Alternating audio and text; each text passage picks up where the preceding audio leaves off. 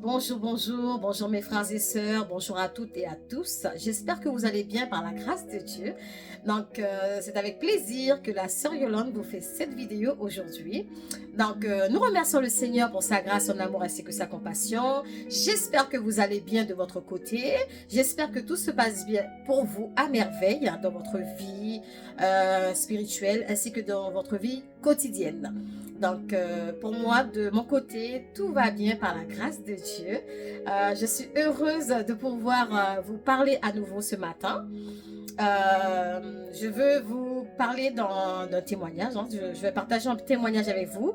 Je vais vous parler de quelque chose que le Seigneur a fait dans ma vie, qui m'avait tellement émerveillée et que moi-même, j'arrivais même pas à comprendre, au fait. C'est pour vous montrer à quel point le Seigneur, il est tout puissant, à quel point il est amour, à quel point il est merveilleux, franchement. Oh, toute la gloire est à lui, franchement, toute la gloire est à lui. Et je bénis son saint nom ce matin à travers ma vie, à travers la vie de mes enfants ainsi que celle de mon mari. Donc, je suis une femme mariée, ça fait 25 ans que mon mari et moi nous sommes ensemble.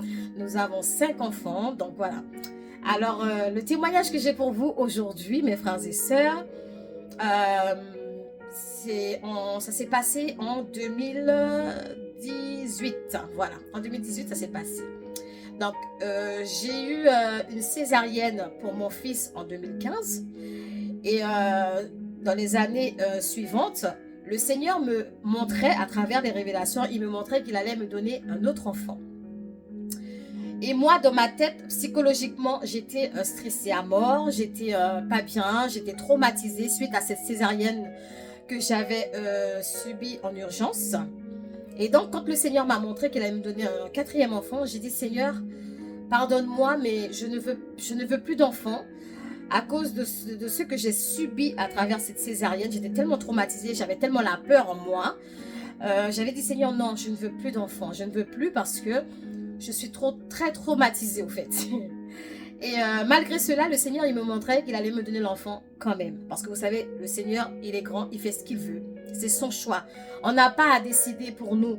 Notre chef, c'est l'Éternel des armées. On ne peut pas décider autrement. Même lorsqu'on prend la pilule, on peut prendre tous les moyens contraceptifs qu'il y a sur cette terre.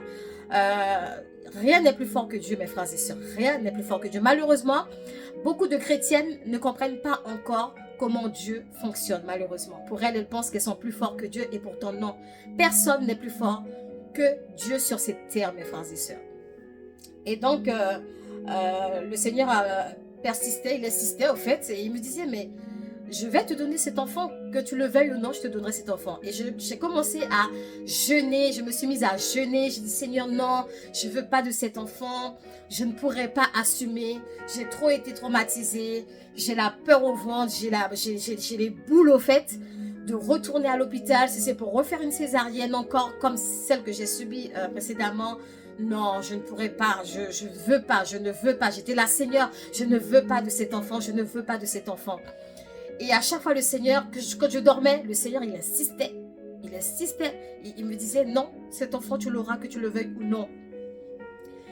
Et devinez quoi, mes frères et sœurs, je suis tombée enceinte de cet enfant, je ne le savais même pas.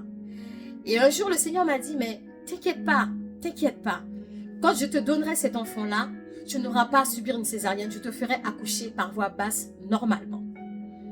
Et malgré ça, j'avais quand même cette peur qui me hantait. C'était plus fort que moi. C'est vrai que quand on est avec Dieu, quand Dieu est avec nous, on n'a pas à avoir peur, mes frères et sœurs, de quoi que ce soit. On n'a pas à avoir peur de quoi que ce soit sur cette terre. C'est vrai que Dieu est plus fort que tout. Donc, de que aurais-je crainte, de que aurais-je peur, c'est clair. Mais nous, l'homme, on a toujours cette peur en nous. En fait, c'est normal qu'on ait peur de quelque chose. Nous avons tous peur de quelque chose sur cette terre. Donc, et en plus, je peux vous dire que moi, c'est à force de regarder les films aussi. Là, on vous montre que la personne meurt sur la table d'opération. On voit comment les opérations se passent, machin. Mais pourtant, avec Dieu, même si tu es près de la mort, tu n'as pas à craindre. Parce que lui, il est là. Il ne te laissera pas mourir. Quand il te dit que tu ne te laisses... Oh là là, je vais y arriver. Quand il te dit qu'il te ne laissera pas mourir, eh bien, il te ne laissera pas mourir. C'est clair. Il ne t'abandonnera pas. Il ne laissera pas la mort te prendre, t'envahir, ça c'est clair. Parce que Dieu, quand il parle, l'éternité est envahie, quoi. Quand il dit quelque chose, tu peux lui faire confiance à 100%. Ça c'est clair. Et donc, je me rappelle qu'à cette époque, j'avais perdu quelqu'un de très cher à cette époque. Mais cette personne, avant de mourir, je lui avais expliqué une révélation.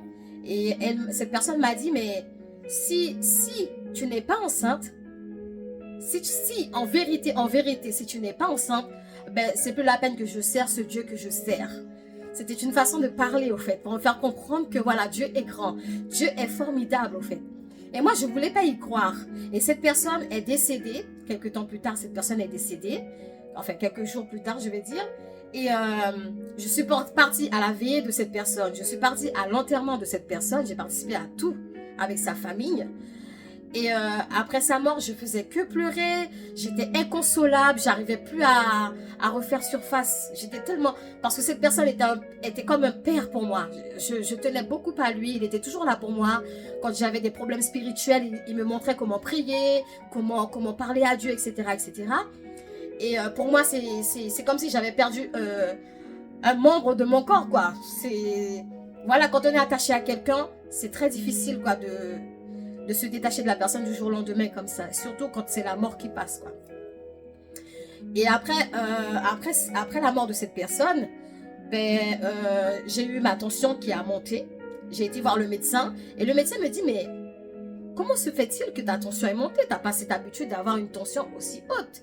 J'ai dit, ben, docteur, c'est parce que je viens de perdre quelqu'un. Donc, je ne sais pas si c'est dû à ça. Et il m'a dit, oui, effectivement, si vous étiez proche de cette personne, si vous aimez cette personne, c'est normal que votre tension puisse monter. Et donc, il m'a consulté et tout. Il m'a dit, bon, c'est bon, voilà. Il n'y a pas besoin de médicaments. Vous pouvez rentrer chez vous. Et donc, je suis rentrée chez moi. Et quelques jours plus tard, mes frères et sœurs, il y a une sœur qui m'appelle et qui me dit, oui, sœur Yolande, j'ai fait une révélation pour toi, j'ai vu que tu étais enceinte, mais comme tu prenais des moyens contraceptifs, le Seigneur m'a montré que tu donnais du sang, que tu allais perdre le bébé, que tu étais à l'hôpital et que tu avais fait appel à nous pour qu'on puisse t'aider à prier. Et à ce moment-là, tu n'avais pas perdu ton bébé, mais ton bébé était là, le Seigneur t'avait fait grâce. J'ai dit, mais je suis en train de réfléchir. J'ai dit, mais quel moyen contraceptif que j'ai pris? J'ai rien pris comme moyen contraceptif. Et c'est vrai, je prenais pas la pilule, j'avais pas d'implant, j'avais pas de stérilet, mes frères et sœurs. Je prenais que la feuille de menthe. Donc, le moyen contraceptif que je prenais, c'était la feuille de menthe. Que vous le croyez ou non, la feuille de menthe, elle est très forte. Ça vous empêche de tomber enceinte. Et si vous êtes enceinte et que vous prenez ce truc, le bébé risque de mourir. Vous arrêtez son cœur directement.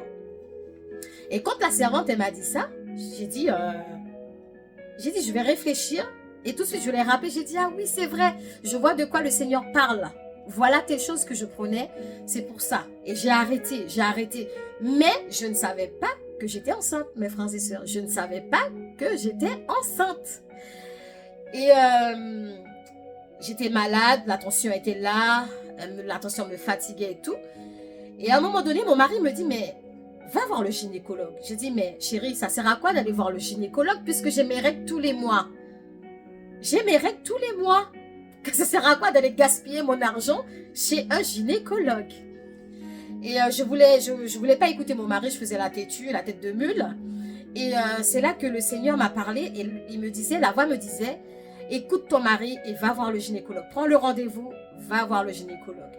Et vrai, quand j'ai pris le rendez-vous, j'ai été voir mon gynécologue. Et quand j'arrive chez mon gynécologue, il me dit, il me sourit, il me fait un grand sourire. J'oublie pas ce jour. Franchement, j'arrive pas à oublier ce jour-là parce que ce jour-là était tellement un jour glorieux, mais en même temps, un jour choquant pour moi aussi en même temps. Et j'ai dit, mais pourquoi vous me souriez comme ça, docteur? Il m'a dit, mais Madame Talon, depuis lorsque je vous ai vu arriver, j'ai vu que vous étiez enceinte. J'ai dit, mais qu'est-ce qu'il me raconte lui là? Qu'est-ce qu'il me sort encore lui là, Seigneur? J'ai eu mes règles pendant 4 mois et demi. Qu'est-ce qu'il me raconte là? Et c'est de là qu'il me dit, mais allez-y, installez-vous, Madame Talon, enlevez tout le bas et j'arrive. Et vrai, je suis montée sur la table, je l'attendais. Il m'a dit, c'est bon, vous êtes prêts? J'ai dit oui. Et c'est de là qu'il met du gel sur son appareil pour me passer sur le ventre. J'ai dit, mais Seigneur, dans mon cœur, j'étais là, mais Seigneur, le docteur, il n'a pas entendu que je lui ai dit que j'avais mes règles. pourquoi il passe son appareil sur mon ventre? Et voilà que le choc arrive, mes frères et sœurs. Pendant 4 mois et demi, j'avais mes règles. Et quand le docteur passe son appareil sur mon ventre, en fait, je ne sais pas comment on appelle ça, hein, donc c'est pour ça que je dis appareil, désolé. Quand il passe le truc, je vois un bébé dans mon ventre. Je vois le miracle de Dieu dans mon ventre, mes frères et sœurs. Le docteur me dit, mais Madame Talon, regardez l'écran. Parce que moi, je ne regardais pas l'écran, parce que pour moi, dans ma tête, j'étais pas enceinte. C'était un délire total, parce que j'ai mes règles. J'ai eu mes règles pendant 4 mois et demi. Et quand je regarde l'écran, l'enfant avait déjà tout fait. J'avais vu la tête, les bras, les jambes. L'enfant avait déjà tout fait. J'étais tellement choquée. J'ai regardé avec des grands yeux. J'étais tellement émerveillée. Et le docteur me disait, mais qu'est-ce que vous avez, Madame Talon? Vous voulez pas de l'enfant? J'ai dit non, c'est pas ça. C'est juste que j'étais tellement choquée. Parce que pour moi, je voyais ces genres de choses-là à travers YouTube, quoi, à travers les informations. J'entendais parler de ça, mais ça m'était jamais encore arrivé. C'était la première fois de toute ma vie que je faisais un déni de grossesse. J'ai eu mes règles pendant 4 mois et pourtant l'enfant était là. Mon ventre n'avait jamais grossi. J'étais plate, j'avais pas de ventre, rien du tout. Et j'avais pas de symptômes. Je mangeais bien, je faisais le ménage, je faisais à manger, je faisais tout. J'avais aucun symptôme. J'avais rien qui me disait, voilà, tu es enceinte. Et après, j'ai regardé le docteur, j'ai dit, mais Seigneur, j'ai dit, docteur, mais je suis dans un rêve. Actuellement, je suis dans un rêve. Je ne suis pas dans votre cabinet. Et c'est là qu'il me dit, il regarde sa montre, et il me dit, Madame Talon, vous êtes bien dans mon cabinet, il est bien telle heure, et vous êtes bien enceinte de 4 mois et demi, bientôt 5 mois. Je ne vous dis pas le choc. Je ne vous dis pas le choc que ça m'a fait de savoir que j'étais enceinte de 4 mois et demi, bientôt 5 mois. Et je me rappelle très bien de ce jour-là, c'est mon mari qui m'avait ramené faire cet examen, mes frères et sœurs. Je suis montée dans la voiture, j'ai rien dit à mon mari jusqu'à ce que j'arrive à la maison. Arrivée à la maison, je me suis couchée, j'ai rien dit, j'arrivais plus à parler, j'avais perdu ma voix. Franchement, j'avais perdu ma voix, j'avais un blocage, j'arrivais plus à parler. Pour moi, c'était impossible de parler. Et je n'ai rien dit à mon mari. J'ai attendu le lendemain, j'ai envoyé un SMS à mon mari et j'ai dit, chérie, voilà, écoute, je ne t'avais rien dit dans la voiture, mais je suis enceinte de 4 mois et demi, bientôt 5 mois. Il me dit, quoi? Mon mari, il m'a appelé tout de suite. Il me dit, comment ça, t'es enceinte de 4 mois et demi? J'ai dit, oui, chérie, je suis enceinte de 4 mois et demi. Il m'a dit, mais t'avais pas tes règles? J'ai dit, oui, j'avais mes règles, mais même moi, je ne comprends rien. Et quand mon mari est sorti du travail, il est rentré, il m'a regardé, il m'a dit non. Il n'arrivait pas à parler non plus. Il était tellement choqué. Qu'il n'arrivait plus à parler. Mon mari et moi, je pense qu'on a fait 1 mois. Pendant 1 mois, on s'est regardé. On n'a pas dit un mot. Tellement on était sous le choc. On était tellement sous le choc. Et alors, excusez-moi. Il y avait du bruit. Donc, j'étais obligée d'aller mettre de l'ordre avant de revenir. Donc, je disais que mon mari et moi, on s'est regardés pendant 1 mois. On n'arrivait plus à parler. L'un ne disait rien à l'autre parce qu'on était tellement sous le choc, on était tellement choqués qu'on n'avait plus de langage. Et moi, par la suite, après 1 mois, mon mari m'a regardé, il m'a dit, Yolande, tu sais quoi? Tu sais quoi, chérie? Ça, c'est un truc que je ne vais jamais oublier de toute ma vie. Comme ça qu'il m'a dit. Il m'a dit, je ne vais jamais oublier ça de toute ma vie. Parce que pour lui, ça a été le plus grand choc pour lui. Il s'y attendait pas du tout. Il s'y attendait pas du tout. Parce qu'on prenait des précautions, mais malgré tout, le Seigneur est plus fort que tout. Et aujourd'hui, le Seigneur m'a fait grâce d'avoir une petite fille. Elle va bientôt avoir 6 ans. Elle va bientôt avoir 6 ans. Et par la suite, j'ai demandé pardon au Seigneur parce que j'ai dit, Seigneur, pardonne-moi parce que je t'avais dit que je ne voulais pas de l'enfant. C'était par peur. C'était pas que je ne voulais pas te passer de l'ordre. Mais je ne voulais pas te passer l'ordre, mais c'est par peur au fait que je savais que je ne voulais pas de cet enfant. Et aujourd'hui, je suis tellement contente de l'avoir. Et le Seigneur m'avait promis de faire cet enfant par voie basse. Et figurez-vous que cet enfant, je l'ai poussé vraiment par voie basse. Je n'ai pas eu de césarienne pour elle. Après la césarienne de mon fils, je n'ai pas eu de césarienne pour ma fille. Je l'ai poussé sans problème, sans difficulté. Dieu m'a délivrée. Franchement, il m'avait fait grâce. Il a tenu à sa parole. Il a tenu à sa promesse envers moi. Et franchement, je le remercie du fond du cœur. Je le remercie pour cette grâce qu'il m'a fait. Et aujourd'hui, ma princesse, je l'appelle bébé surprise. Parfois, je l'appelle bébé surprise. Je l'appelle cadeau du ciel. Mais vraiment, cadeau du ciel, bébé surprise. Parce que franchement, ça m'arrive parfois, ça nous arrive, mon mari et moi, d'en parler. Parce que c'est le bébé qui nous a surpris dans la famille. Parce que comme je vous ai dit, j'ai 5 enfants. Donc les autres, je savais qu'ils étaient là. Mais elle, c'était bébé surprise, quoi. Bébé surprise. C'est pour vous montrer que le Seigneur, quand il veut faire quelque chose pour vous, ne négligez pas, ne le repoussez pas, ne lui dites pas non. Parce que lui, il sait pourquoi. Il sait pourquoi il vous donne l'enfant. Il sait pourquoi il fait ce qu'il fait. On n'est pas plus intelligent que Dieu. Dieu est plus intelligent que tout le monde. Son intelligence surpasse tout ce qui est dans le ciel et sur la terre, mes frères et sœurs. Donc, si Dieu décide de te donner un enfant, ne te plains pas. Parce qu'il y en a beaucoup sur cette terre qui payent beaucoup d'argent pour pouvoir avoir ne serait-ce qu'un seul enfant, mes frères et sœurs. Il y en a beaucoup qui payent pour avoir un enfant, pour adopter un enfant. Ils dépensent beaucoup d'argent. Ces femmes dépensent beaucoup d'argent. Ces couples dépensent beaucoup d'argent pour avoir ne serait-ce qu'un seul enfant. Il y en a, ils font des fausses couches sans arrêt. Tandis que toi, le Seigneur te fait grâce de te donner 4, 5, 6, 7, 8, 9, 10 enfants. Ne te plains pas. Parce qu'il y en a beaucoup. Il y en a beaucoup. Elles pleurent. Elles ont les larmes aux yeux chaque jour.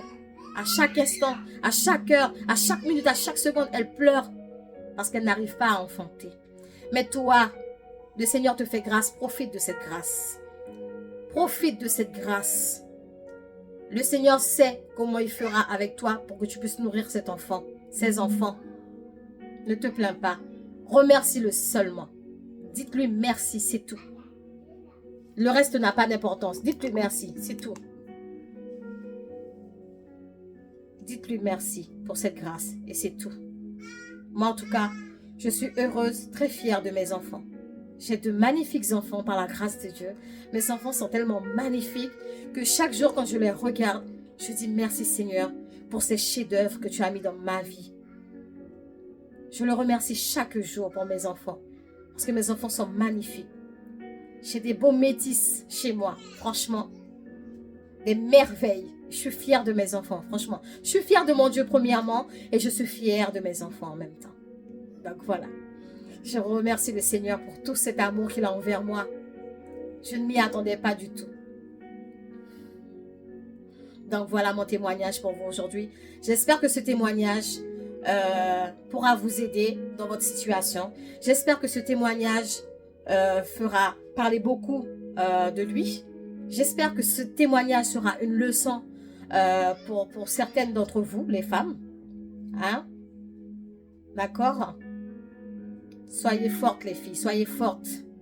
Soyez fortes. Dieu nous a fait grâce d'être maman, de profiter des bébés, d'avoir cette sensation de sentir les bébés bouger dans nos ventres. C'est une grâce. Profitez, profitez.